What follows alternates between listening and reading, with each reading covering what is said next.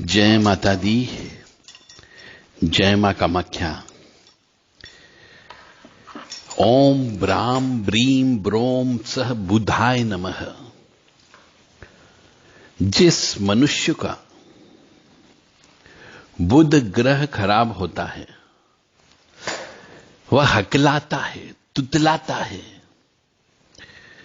और बोलते समय उसकी जिह्वा पर या दिमाग में शब्द नहीं आते हैं, वो रुक जाता है, अटक जाता है।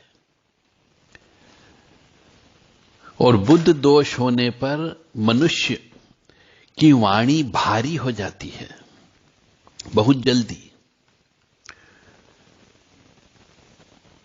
बुध दोष होने पर बुद्धि काम नहीं करती है। और ऐसा भी कहा गया है कि बुध दोष होने पर मनुष्य के जीवन में बहुत से कष्ट की उत्पत्ति होती है, क्योंकि बुध को ज्योतिष शास्त्र में युवराज कहा गया है। तो आज हम बुध ग्रह के बारे में पूरी जानकारी प्राप्त करेंगे। नौ ग्रह में बुध का बहुत बड़ा महत्व है। अधिकांशतः समय यह सूर्य के साथ में बुध बैठा हुआ होता है और अधिकतर मनुष्यों के पत्रिका में बुधादित्य योग होता है। बुध और सूर्य की यदि युक्ति हो जाती है तो ऐसा मनुष्य के जीवन में कष्ट की प्राप्ति कम होती है। परंतु बुध के साथ राहु बैठ जाए तो कष्ट बढ़ जाता है। और यदि चंद्र और बुध एक साथ बैठ जाए तो भी कष्ट की प्राप्ति होती है। तो बुध जो है यदि सप्तम भाव में बैठ जाता है तो बुध बहुत जल्दी शादी करवा देता है, चाहे लड़का हो या लड़की हो।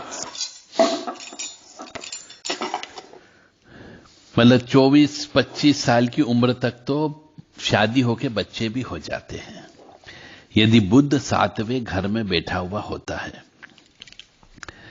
हम बुध के बारे में गहराई से जाने, मतलब ये आज का विषय उनके लिए है जो ज्योतिष में थोड़ा बहुत भी इंटरेस्ट रखते हो, जिनको विश्वास हो, या फिर जिनकी बुद्धि काम नहीं करती है, उनके लिए भी ये आज का विषय बहुत काम की चीज है। तो गुरु ग्रह जो है, गुरुदेव, उनकी पत्नी का नाम था तारा।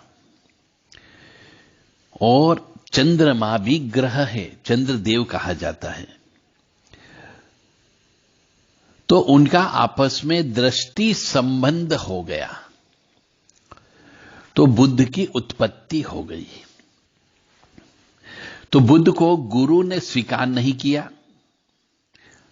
जब उन्हें पता चला कि उनके पिता चंद्रदेव हैं, बुध को पता चला कि उनके पिता वास्तव में चंद्रमा है और वह नाजायज संतान है, तो वह चंद्रमा से शत्रुता रखने लगा। यानी बुध और चंद्र यदि किसी की कुंडली में कहीं पर भी बैठे हुए हो तो मान करके चलो कि पिता पुत्र में झगड़ा होने की संभावना ज्यादा है।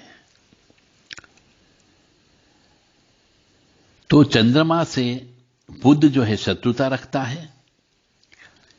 इसलिए जब कुंडली में चंद्र और बुध की युति होती है तो चंद्रमा तो सहयोग करता है अपने पुत्र को, परंतु बुध शत्रुता के कारण काम बिगाड़ देता है। इसलिए यह युक्ति अच्छी नहीं मानी गई है। तो जन्म कुंडली में बुध ग्रह जिस भाव में बैठा होगा उसी भाव में मनुष्य अपनी बुद्धि का ज्यादा इस्तेमाल करता है। यानी कि किसी के भाग्य में यदि बुध कमाई वाले स्थान पे बैठ गया, एकादश भाव में बैठ गया, तो वो कमाई के बारे में ही ज्यादातर सोचेगा। यानी कि उस भाव में मनुष्य अपनी बुद्धि लगाकर लाभ प्राप्त करने का अवसर ढूंढता रहेगा। जैसे कि सप्तम भाव में यदि बुध बैठ गया तो मनुष्य व्यापार करने में अपनी बुद्धि लगाएगा, क्योंकि सप्तम भाव जीवन साथी का है और व्यापार का भाव भी होता है। यहां बुद्धि लगाकर मनुष्य लाभ प्राप्त करता है। और यदि बुध जो है पंचम भाव में बैठे तो मनुष्य अपनी बुद्धि का इस्तेमाल करके बड़ी बड़ी योग्यता हासिल करता है, डिग्रियां प्राप्त करता है, विद्या प्राप्त करता है। जो भी चीज उसे चाहिए, जीवन में चाहिए होती है, अपनी बुद्धि का इस्तेमाल करके, ज्ञान का इस्तेमाल करके वह पा लेता है। इसी तरह से बुध जिस भाव में भी जाकर बैठेंगे, मनुष्य अपनी बुद्धि उस भाव से संबंधित लाभ को प्राप्त करने के लिए लगाता रहता है। तो सूर्य बुध की युक्ति मनुष्य को ज्ञानवान बनाती है, बुद्धिवान बनाती है, आत्मविश्वासी बनाती है। और जिसको बुधादित्य योग होता है, और यदि वो थोड़ी बहुत भी सरस्वती जी की उपासना कर ले तो जो बोलेगा वह सत्य बोलेगा, ये मान करके चले। चाहे आप झूठी क्यों नहीं बोल रहे हो, अपन सामने वाला उसे सत्य मान करके उसको स्वीकार करेगा। बुध जो है एक तरीके से ज्योतिष शास्त्र में यदि गहराई से विश्लेषण करें तो बुध जो है बहन बेटी का प्रतिनिधित्व करता है। तो यदि किसी मनुष्य ने मकान बनाया हो, नया मकान बनाया हो, तो बहन बेटी से बुध का प्रवेश उस घर में कराने से समृद्धि आती है।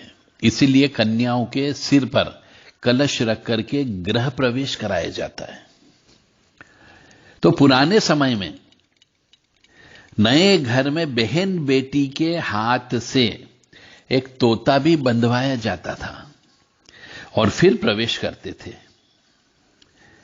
यानी तोता भी बुध का प्रतीक होता है। तो जिनके यहां पर, जिस मनुष्य की जन्म पत्रिका में बुध खराब हो, ऐसे मनुष्य को तोते जो पकड़ करके लाते हैं मनुष्य, उनको खरीद के छुड़वाना चाहिए। इससे बुध बड़ा प्रसन्न होता है।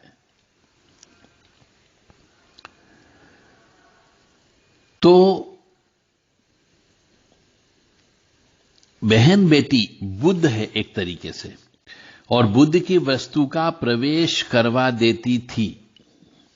बुध से सब चीज संचालित होती है। शरीर की नसें, वह भी बुध का प्रतीक है। व्यापार, वह भी बुध का प्रतीक है। और इनको बढ़ाने का काम बुध करता है। और बुध खराब हो जाए तो घटाने का कार्य भी बुध करता है। फिर चाहे घर की समृद्धि हो या शरीर का पोषण हो। तो नवरात्रि में बुध को ही प्रसन्न किया जाता है। कैसे कि कन्याओं को भोजन कराते हैं। तो कन्या जो है बहन बेटी का प्रतीक होती है, यानी बुध का प्रतीक होती है। तो हम पहले शक्ति संचय करते हैं, मां भगवती की उपासना करते हैं, पूजन करते हैं, आराधना करते हैं, हवन करते हैं, और आखिरी में कन्या पूजन कराया जाता है। तो ये हमारी संस्कार है, ये संस्कृति है, परंपरा है, परिपाटी है, प्रथा है, मान्यता है। यह कह लीजिए कि मनुष्य के जीवन में हमारे बड़े बुजुर्ग इस तरीके से परंपराएं बना के गए हैं कि उसको नवग्रह की कृपा प्राप्त होगी ही होगी, बशर्ते कि मनुष्य नियम से चलता हो। तो कन्याओं को भोजन करवा करके कन्या पूजन करते हैं, और कन्या ही आगे जाकर के वंश की वृद्धि करती है। पुराने जमाने में हम कन्या पूजन करते हैं, आज भी करते हैं। तो कन्या पूजन करने का मतलब ही यही है कि हम बुध को प्रसन्न करते हैं, क्योंकि कन्या ही आगे जाकर के वंश को बढ़ाती है। अगर वंश वृद्धि रुकती है तो उसमें बुध खराब का पूर्ण हाथ होता है। यह सभी ज्योतिषियों को समझना चाहिए कि बुध खराब होगा तो वंश वृद्धि में कहीं ना कहीं समस्या आ सकती है। और जब बुध अच्छा होता है तो शुक्र अच्छा होगा, और दोनों के अच्छे होने से केतु का दोनों का हिस्सा है। केतु यानी बुध और शुक्र को मिला दिया जाए तो केतु बन जाता है, जो पुत्र संतान का कारक होता है। तो अब मनुष्य को इतना ध्यान रखना है कि बुध और शुक्र यदि मिल गया तो पुत्र संतान उत्पन्न होती ही होती है। तो कहीं पर भी बुध और शुक्र की यदि युक्ति हो तो निश्चित तौर से वंश वृद्धि अवश्य होती है। वंश आगे बढ़ेगा तो बेल जो है बुध है, बढ़ेगी ही बढ़ेगी, फल सब्जी लगेगी ही लगेगी, अन्यथा नहीं लगेगी। एक सुकन्या यानी बुध ही अच्छी बहु लक्ष्मी का स्वरूप बताती है। यानी एक लड़की जब बड़ी हो जाती है और जब उसका विवाह हो जाता है तो वह लक्ष्मी रूप में कन्वर्ट हो जाती है, और जब लक्ष्मी रूप में कन्वर्ट हो जाती है तो वह शुक्र बन जाती है। मतलब बहुत गहरी बात हम आपको समझा रहे हैं ज्योतिष में, कि ज्योतिष शास्त्र के अनुसार यदि बुध खराब होता है तो वंश वृद्धि में समस्या आती है। इसीलिए बुध को ठीक करने के लिए कन्या पूजन करना चाहिए, कन्याओं के पैर धुलाना चाहिए, कन्याओं को मीठा भोजन कराना चाहिए, और वही कन्या बड़ी होकर के लक्ष्मी रूप में आ जाती है जब उसका विवाह हो जाता है और वंश वृद्धि करती है। तो लक्ष्मी रूप यानी कि स्त्री यानी कि शुक्र बन जाती है बड़े होने पर। शुक्र यानी कि भोग विलास, और जब शुक्र बन जाती है तो घर परिवार को आगे बढ़ाती है। तो इससे हम यह समझ सकते हैं कि बुध का जीवन में क्या महत्व है। बहुत से लोग बुध को कुछ समझते नहीं, इसकी वजह से कष्ट भोगते हैं। तो जिन मनुष्यों के यहां पे व्यापार अच्छा नहीं चल रहा हो, जिन मनुष्यों के यहां पे वंश वृद्धि नहीं हो रही हो, ये जिन मनुष्यों के, जिन स्त्रियों के बच्चे नहीं टिकते हो, ऐसे मनुष्य को वंश वृद्धि करने के लिए, व्यापार में वृद्धि करने के लिए श्री दुर्गा सप्तशती का पाठ करा के, हवन करा के कन्या पूजन करना चाहिए। इसलिए बहन बेटी को खुश करके रखो और उससे घर में बुध का तोता अवश्य बंधवा दो, और बुध को अच्छा बनाए। बहन बेटी ननंद इनसे घृणा न करो, तो निश्चित तौर से आपका बुध अच्छा होगा, वंश वृद्धि होगी, व्यापार में वृद्धि होती है। तो जो मनुष्य कहते हैं कि साहब व्यापार में घाटा हो रहा है, जो मनुष्य व्यापार के अंदर अच्छा लाभ नहीं कमा पा रहे हैं, उन सभी व्यापारियों से मेरा विनम्र निवेदन है, जो धंधा पानी करते हो, कि साल में 2 बार कम से कम 9 कन्याओं को पूजन अवश्य करें, उन्हें मीठा भोजन अवश्य कराएं, खीर पूड़ी और हलवा अवश्य खिलाएं, और यथासंभव अपनी सामर्थ्य के अनुसार उन्हें कुछ गिफ्ट अवश्य दें। पेन, पेंसिल, कॉपी, किताब, कपड़े या कोई उनका श्रृंगार का सामान, जिससे वह कन्या प्रसन्न होकर के आशीर्वाद देकर के जा सके। और बुध जो होता है वह वाणी से संबंधित काम भी में भी मदद करता है, क्योंकि बुध विद्या का प्रदायक है। तो जैसे वकील लोग होते हैं, टीचर हो गए, ज्योतिषी हो गए, ये काम जो करता है उसे तो बुध को हमेशा प्रबल करके रखना चाहिए। वकील, उन्हें कन्या पूजन करना ही करना चाहिए, उसकी वकालत अच्छी चलेगी। यदि कोई टीचर है तो उसके बोलने में मधुरता रहेगी, वाणी पर नियंत्रण रहेगा, बुद्धि पर नियंत्रण रहेगा, वो बच्चों को अच्छे से पढ़ाएगा, समझाएगा। और एक ज्योतिषी है, उसे भी अपनी फोरकास्ट, अपना भविष्य, किसी का भविष्य लिखना हो, उसके लिए भी बुद्धि की आवश्यकता होती है। तो वाणी से संबंधित जो कार्य करते हैं उनके लिए बुध बहुत महत्वपूर्ण होता है।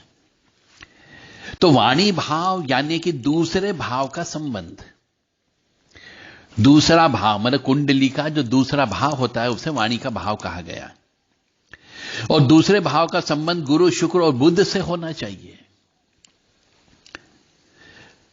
जिस कार्य में वाणी की ही महत्वता हो, और वाणी भाव का स्वामी जब भी पंचमेश अष्टमेश के साथ योग बनाता है, तब ऐसे व्यक्ति की वाणी अत्यंत प्रभावशाली हो जाती है।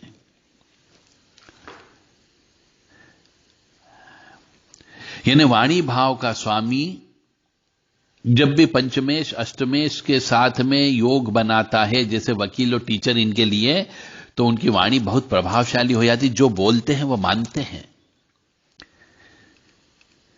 पंचम भाव जो होता है, पांचवा भाव कुंडली का, वह पिछले जन्म के कर्मों को बताता है कि मनुष्य ने पिछले जन्म में क्या काम किया होगा, यह पंचम भाव बताता है।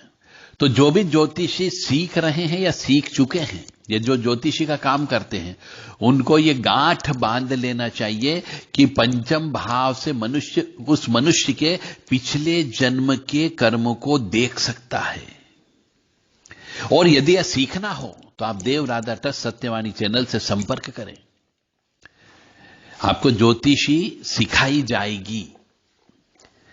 और वहीं आठवां भाव, अष्टम भाव जिसको हम बोलते हैं जन्म पत्रिका का, वह गुण रहस्य का भाव होता है, क्योंकि आठवें भाव को हम शमशान कहते हैं। और आठवें भाव में बैठा ग्रह दूसरे भाव यानी वाणी भाव को देखता है। तो ऐसे में जब पंचम का स्वामी आठवें भाव के स्वामी के साथ उसी भाव में बैठ जाए और उसे शनि का साथ यदि मिल जाए, तो ऐसा मनुष्य त्रिकालदर्शी होता है। तो अब तो आपको समझ में आ गया होगा कि हर कोई मनुष्य त्रिकालदर्शी नहीं बन सकता, हर कोई व्यक्ति ज्योतिषी नहीं बन सकता, उसके लिए योग्यता चाहिए।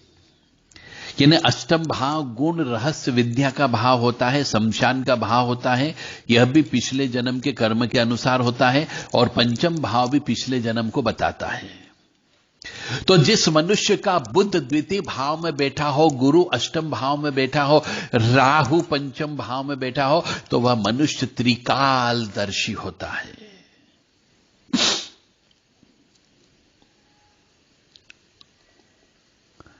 बुध गणित का भी प्रतीक है और गुरु ज्ञान का प्रतीक है। यह सब ज्योतिष में रटना चाहिए, ध्यान करना चाहिए, याद रखना चाहिए कि बुध गणित का प्रतीक है, कैलकुलेशन करता है। बुध जिसका अच्छा होता है वह गणितज्ञ होता है, वह बैंकिंग लाइन में जाता है अधिकतर, या फिर सीए बन जाता है, या फिर कास्ट अकाउंटेंट बन जाता है। और गुरु ज्ञान का प्रतीक होता है। तो वहीं चंद्र मन का कारक होता है। तो चंद्रमा भी अच्छा होना चाहिए, तब मन अच्छा होगा।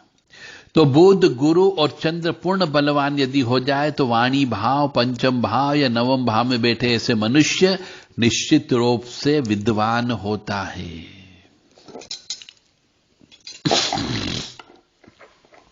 तो बुध गुरु और चंद्र का बलवान होना भी अत्यंत आवश्यक होता है।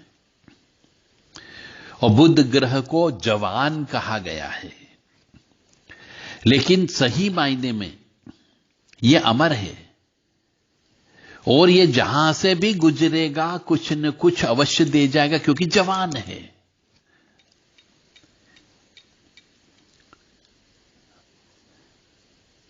कुंडली के भाव में यदि यह 1 से 6 ग्रह के साथ में बैठा हो, तो वह सौम्य ग्रहों का साथ देता है।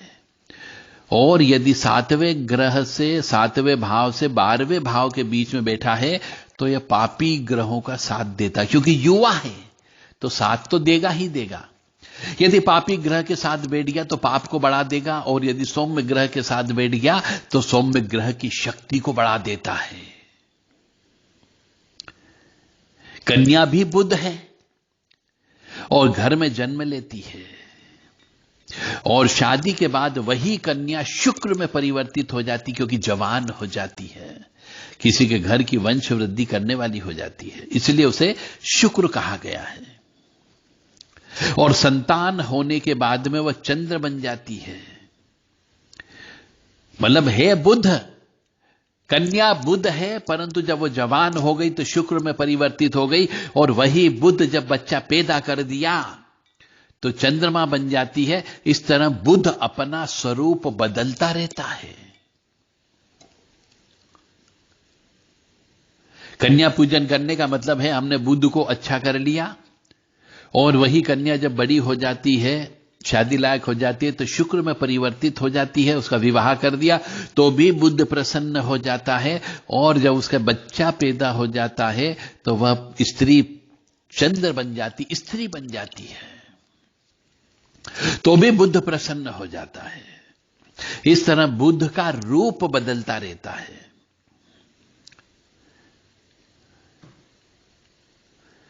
और कोई भी गोल चीज होती, गोल, उस पर बुध का अधिकार माना गया, जैसे अंटी हो गई, फुटबॉल हो गई, वॉलीबॉल हो गई, धरती हो गई, यह सब बुध का प्रतीक है। और यदि उस गोल को चौकोर जमीन बना दी हमने जमीन के अंदर, तो वहां मंगल अधिकृत हो जाता है। और जहां वही जमीन आयताकार बन गई तो शुक्र अधिकृत हो जाता है, और तिकोनी हुई तो वहां पर केतु का प्रभाव आ जाएगा। इसलिए तिकोनी भूमि में नहीं रहना चाहिए। आयताकार यानी लंबाई चौड़ाई बराबर रहती है, उसे शुक्र बोला गया है, वो जमीन सबसे अच्छी मानी गई है। तो भूमि गोल हो गई, यहां बुध का प्रतीक हो गई। परंतु यदि आपने ऐसी भूमि में रह रहे हो जो चौकोर जमीन हो, तो वहां मंगल का अधिकार हो जाता है। इसी प्रकार से हम आगे विश्लेषण करें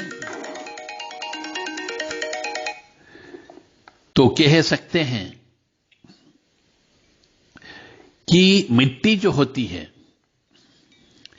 काली उपजाऊ मिट्टी शुक्र की हो गई, लाल मिट्टी मंगल से संबंध रखती है, और पीलेपन या रेगिस्तान की सुनहरी मिट्टी बृहस्पति को दर्शाती है।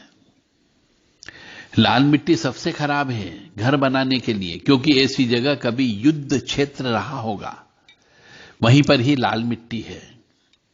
पीली मिट्टी संत और संतुष्टि को दर्शाती है, और काली मिट्टी, सफेद जगह की मिट्टी शुक्र को भोग विलास बताती है। इसे काफी गहराई में जाकर के ज्योतिष का अध्ययन करना होता है, तब जाकर के आप किसी की पत्रिका सही तरीके से लिख सकते हो। बुध जिस तरह बैठता है उसका गुण ले लेगा, और उसी तरह राहु भी सभी सुख वैभव धन संपत्ति देने में सक्षम होता है, क्योंकि बुध की ही राशियों में इसे स्वग्रही और उच्च का माना जाता है।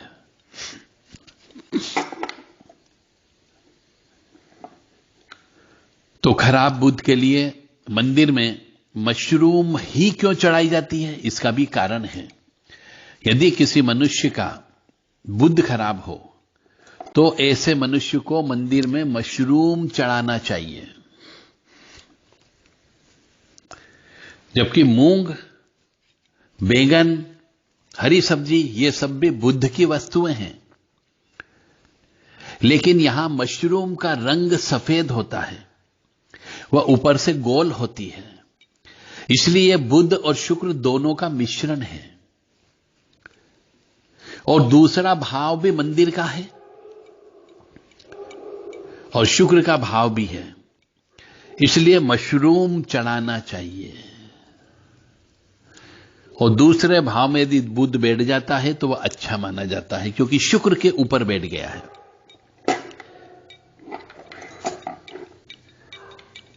खालीपन यदि कोई मनुष्य के जीवन में है तो वह बुध माना गया है। इंसान हमेशा खाली और अकेला असहज महसूस करता है, क्योंकि उसके साथ बात करने वाला, उसका सुख दुख बांटने वाला हो तो समय आसानी से कट जाता है। खाली घड़ा बुद्ध के लिए जल प्रवाह इसलिए ही करवाया जाता है ताकि वो पानी में जाए और उसमें जल भर जाए या फिर वो जल में समाहित हो जाए। तो जिसका बुद्ध खराब होता है उसे खाली घड़े को, मिट्टी के घड़े को जल में प्रवाहित करना चाहिए, जिससे बुद्ध अच्छा होता है।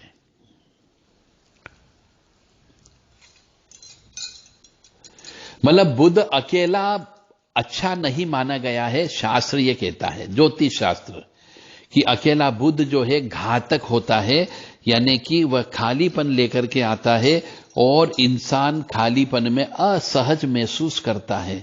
इसलिए हमेशा मनुष्य को, किसी न किसी मनुष्य को साथ में रखना चाहिए। तो जो घड़ा होता है वह खाली होता है, तो खाली घड़े को नदी में बहते पानी में विसर्जित करने से बुद्ध अच्छा हो जाता है, क्योंकि आगे जाकर के उसमें पानी भरा जाएगा और वह पानी में समाहित हो जाएगा, चंद्रमा में समाहित हो जाएगा। बुद्ध को कोई ना कोई साथ होगा तभी नियंत्रण में किया जा सकता है, क्योंकि बुद्ध तो युवा है और वह शेर पे, एक पंख वाले शेर की सवारी करता है। तो नाक, नसें, ये सब बुद्ध है, लेकिन नाक में बृहस्पति की सांस जाती है। नाक के माध्यम से ही हम सांस लेते हैं, तो वो जो सांस लेते हैं ये बृहस्पति कहलाता है, और नसों में मंगल का खून दौड़ता है। बहुत गहराई वाली बात है समझने के लिए कि हम बुद्ध को कैसे नियंत्रण कर सकते हैं। एक बार और समझने का प्रयास करिए कि नाक, नसें, ये सब बुद्ध है, लेकिन नाक में बृहस्पति की सांस जाएगी और नसों में मंगल का खून जाएगा तो इंसान जिंदा रहता है, वरना उसका कोई वजूद नहीं होता है। आकाश का खालीपन बुद्ध का, लेकिन तारे सितारे बादल अवश्य होंगे, तब अच्छा लगता है। जहां अकेला बुद्ध होगा वहां खराब राहु अवश्य होगा। सुनसान जगह पर ऊपरी हवाओं का, प्रेत का वास होता है, क्योंकि ऊपरी हवा खराब राहु को कहलाती है। इसलिए सुनसान स्थान पर मनुष्य को ज्यादा देर नहीं रुकना चाहिए, सुनसान स्थान में पेशाब नहीं करना चाहिए, सुनसान स्थान में शौच नहीं करना चाहिए, सुनसान स्थान में गलत काम नहीं करना चाहिए। अन्यथा यह सुनसान स्थान की जो हवा होती है वह राहु कहलाती है और उस हवा में प्रेतों का वास होता है। इसलिए बुध राहु के संगम को जेल का खाना बोला गया है। जिसके भी जन्म पत्रिका में बुध और राहु की युक्ति होती है उसे जेल जाने की संभावना ज्यादा बन जाती है। वीराना, पागलखाना कहा गया है। तीनों जगह जब खराब बुध राहु है, ये मान करके चले, यानी जेल का खाना, वीराना और पागल खाना। जेल खाना, वीराना और पागल खाना तीनों जगह जो है खराब बुध और राहु है। अब कबूतर की बात करें तो कबूतर बुध राहु का पक्षी है, इसलिए घर में शुभ नहीं माना जाता है। इसलिए कबूतरें नहीं पालनी चाहिए, क्योंकि यह पक्षी सूनापन चाहता है। जिस घर में ये पक्षी आने लगते हैं उस घर के अंदर सूनापन आ जाता है। इसलिए बसेरा करना तो घर में सूनापन ही लाएगा। बेजुबान होने की वजह से ईश्वर इनकी जल्दी सुन लेता है, इसलिए कबूतरों को नहीं पालना चाहिए। इसलिए इंसान कम हो जाते हैं और कबूतर खाना बनने में समय नहीं लगता है, इसलिए कबूतरों को बिल्कुल भी नहीं पालें। कबूतरों को बाहर जहां पे वो रहती है वहीं पर ही कबूतरों को दाना देने से राहु और केतु दोनों प्रसन्न होते हैं और बुध भी प्रसन्न होता है। तो कबूतर जो है बुध और राहु का मिक्स पक्षी है। तो जहां पर बुध राहु की युक्ति हो जाएगी तो उसके जीवन में कबूतर खाना बनने की संभावना ज्यादा होती है, और जिस जगह बैठ जाता है उस जगह सूनापन आने की संभावना ज्यादा होती है। तो ज्योतिष में बुध ग्रह का बहुत बड़ा महत्व है।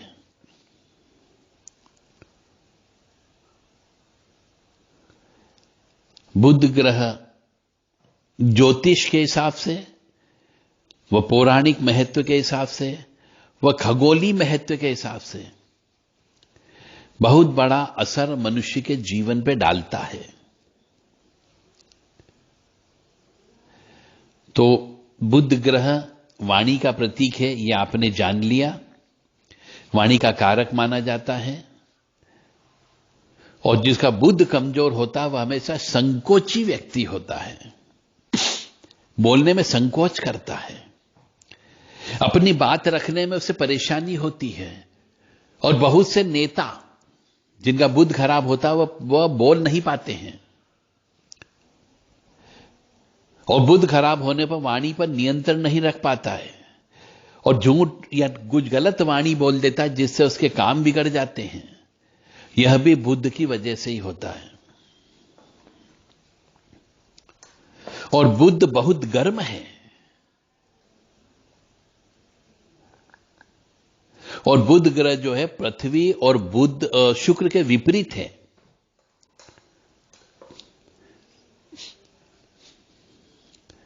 बुध जो है प्रत्येक 12 जो खाने बनते हैं ज्योतिष में, उन 12 खानों में सब जगह अलग अलग प्रभाव डालता है, और बुध ग्रह जिसके साथ बैठ जाता है उसके साथ भी अलग अलग प्रभाव डालता है। तो शुभ फल, यदि बुध ग्रह शुभ ग्रहों के साथ युक्ति करता है तो शुभ फल देता है, और क्रूर ग्रह की संगति करता है तो अशुभ फल देता है। तो ज्योतिष में बुध ग्रह को मिथुन और कन्या राशि का स्वामी के तौर पर मान्यता प्राप्त है। तो कन्या बुध की उच्च राशि मानी गई है, जबकि मीन इसकी नीच राशि हो जाती है। 27 नक्षत्र में से बुध को अश्लेषा नक्षत्र, ज्येष्ठा नक्षत्र और रेवती नक्षत्र का स्वामित्व भी प्राप्त है। जिनमें इन नक्षत्रों में जन्मे जो भी मनुष्य जन्मता है वो बुध से प्रभावित होता है। अश्लेषा नक्षत्र, ज्येष्ठा नक्षत्र और रेवती नक्षत्र, ये तीनों गंडमूल नक्षत्र माने जाते हैं। यानी बुध से प्रभावित व्यक्ति गंडमूल नक्षत्र से प्रभावित होता ही होता है।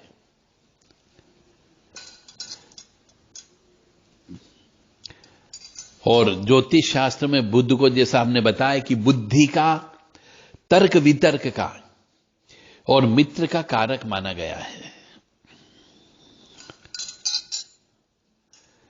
सूर्य, बुध और शुक्र ये तीनों आपस में मित्र हैं, जबकि चंद्रमा और मंगल इसके शत्रु ग्रह हैं।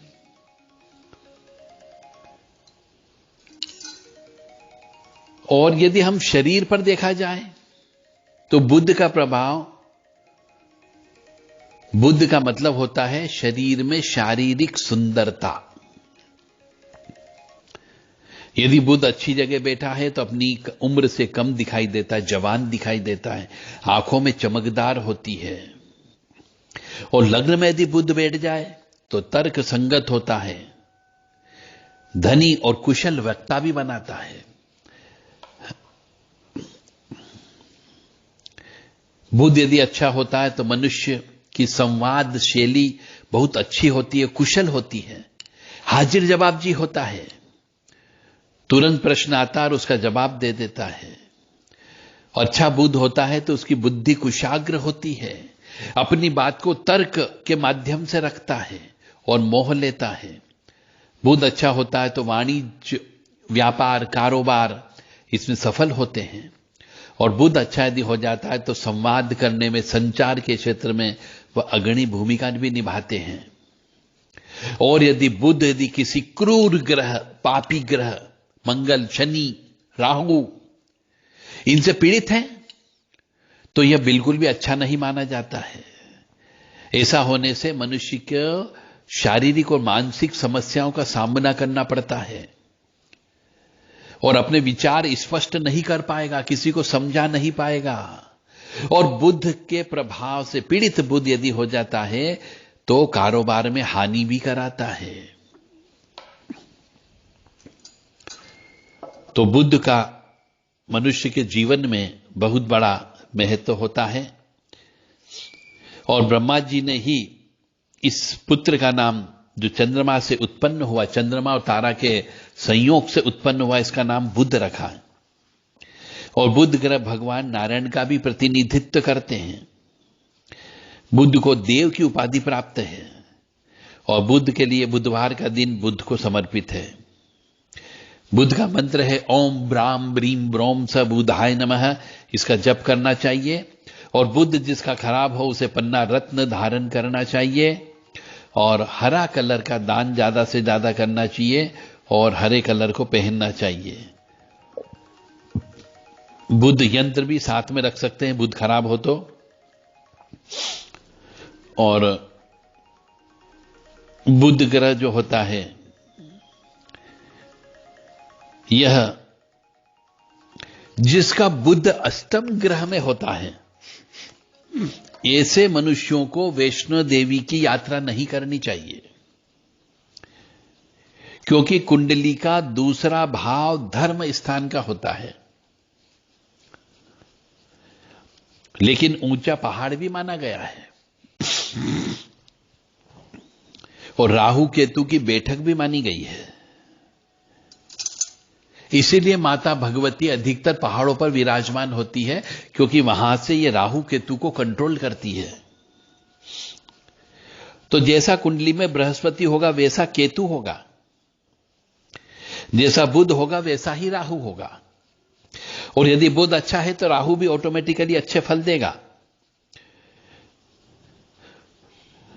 और यदि बुध गुरु अच्छा होगा तो केतु भी अच्छा फल प्रदान करेगा। बुद्ध को छोटी कन्या के रूप में माना गया है जो पहाड़ की गुफा में रहती है, यानी कि वैष्णो देवी में रहती है। गुफा का अंधेरा व पहाड़ दोनों शनि को दर्शाते हैं।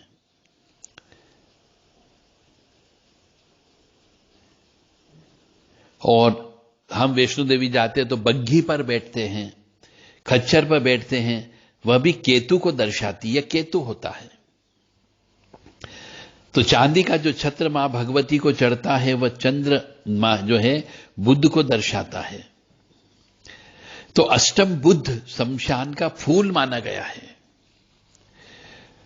और मंदिर में शमशान का फूल नहीं चढ़ाया जा सकता। छोटी कन्या वैष्णो देवी है, इसीलिए जिसका बुद्ध अष्टम भाव का है ऐसे मनुष्य को वैष्णो देवी की यात्रा नहीं करनी चाहिए, पहाड़ों की यात्रा नहीं करनी चाहिए, बुद्ध यानी कि गुफाओं की यात्रा भी नहीं करनी चाहिए। बहुत ही रहस्यमय ज्ञान आपको देव राधा ट्रस्ट के माध्यम से दिया जा रहा है। आप इन सबको एक कॉपी डायरी में नोट करके अपने जीवन को सुखी बना सकते हो।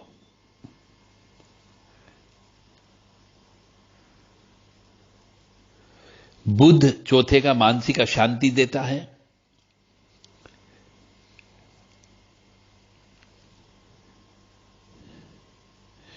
बुध ग्रह के कारण जीवन में आने वाली समस्याओं से मुक्ति के लिए मां दुर्गा के स्वरूप ब्रह्मचारिणी देवी की पूजा करनी चाहिए।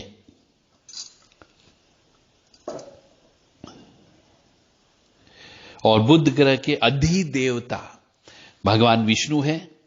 बुध व्यापार के देवता तथा व्यापारियों के रक्षक भी हैं। और जैसा कि आपको पहले बताया गया है कि बुध जो है चंद्र और तारा के पुत्र हैं। और बुध को अच्छा करने के लिए अमावस्या को व्रत करना चाहिए। बुध की महादशा 17 वर्ष तक चलती है। मिथुन और कन्या बुध की राशि कहलाती है। पन्ना रत्न धारण करना चाहिए। हाथी का दांत, हरा वस्त्र, मूंग, पन्ना, स्वर्ण, कपूर, शस्त्र, फल, शट रस, भोजन और घी दान करना चाहिए। इनके कुछ वैदिक मंत्र भी हैं, कुछ तांत्रिक मंत्र भी हैं। और सामान्य मंत्र है ओम बुम बुधाय नमः। और बुध की अनिष्टता दूर करने के लिए छेद वाला जो तांबे का सिक्का चलता था पुराने जमाने में, उसे पानी में बहाना चाहिए। और बुध की अनिष्टता दूर करने के लिए मनुष्य को अपनी नाक छिदवा लेना चाहिए और फिटकरी से अपने दांत को साफ करना चाहिए। किसी विशेष जगह जाकर के मंदिर में अपने बाल को कटवाना चाहिए, अर्पण करना चाहिए। और पीले रंग का हलवा कन्याओं को खिलाना चाहिए। और बुध यदि खराब है तो मंगलवार की रात को मूंग की दाल या साबुत मूंग पानी में भिगो करके रखें और बुधवार को सुबह सुबह पक्षियों को चुगाएं। और यह कार्यक्रम लगातार बिना किसी ब्रेक के 43 दिन तक यह काम करना चाहिए।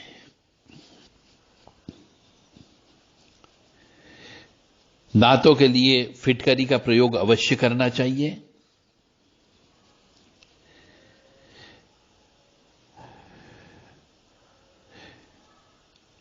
और मिट्टी के बर्तन पानी में बहाना चाहिए और मिट्टी के बर्तन में ही पानी पीना चाहिए, तो बुध प्रसन्न रहता है।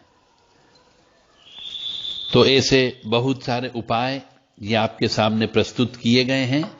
बुध ग्रह का बहुत गहराई से विश्लेषण किया गया है। जिनको भी ज्योतिष सीखना हो वह देव राधा ट्रस्ट सत्यवाणी चैनल से संपर्क कर सकता है। रेसिडेंशियल कोर्स भी है जहां पर रह करके आप बुध मतलब ज्योतिष से संबंधित सीख सकते हैं। और सीखने के लिए उज्जैन जो तीर्थ स्थल है मध्य प्रदेश में, महाकाल महाराज का ज्योतिर्लिंग है, वहां पर यह विद्या सिखाई जाती है। जय माता दी, जय मां कामाख्या। हमारे द्वारा ज्योतिष कैसे सीखें, आओ ज्योतिष सीखें। नवग्रह की शांति कैसे करें और राहु, शनि और चंद्रमा का भूत प्रेतों से क्या संबंध है ज्योतिष के हिसाब से, ये 3 किताबें लिखी गई है। कोई भी व्यक्ति चाहे तो ये 3 किताबें ज्योतिष सीखने के लिए प्राप्त कर सकता है। एक विशेष कोड नंबर हम दे रहे हैं। ये कोड नंबर देने पर ये तीनों किताबें आपको 1100 रुपए में प्राप्त हो सकती है। 5 फरवरी 2023 समय सुबह 9 बजे ये कोड नंबर आपको लिखना है, तो ही आपको ये तीनों किताबें 1100 रुपए में आपके घर तक आपको पहुंचाई जा सकती है। किताब प्राप्त करने के लिए व्हाट्सएप के माध्यम से संदेश दें 9893128047 और 7649862712 इन नंबर पर व्हाट्सएप के माध्यम से संदेश दे दें। और 7987237885 ये 3 व्हाट्सएप नंबर है। इन नंबर पर आप ये कोड नंबर दे करके ज्योतिष से संबंधित किताबें प्राप्त कर सकते हैं। और यदि ज्योतिष सीखना हो तो भी आप अपना आधार कार्ड भेज करके रजिस्ट्रेशन करा सकते हैं। जय माता दी, जय मां कामाख्या।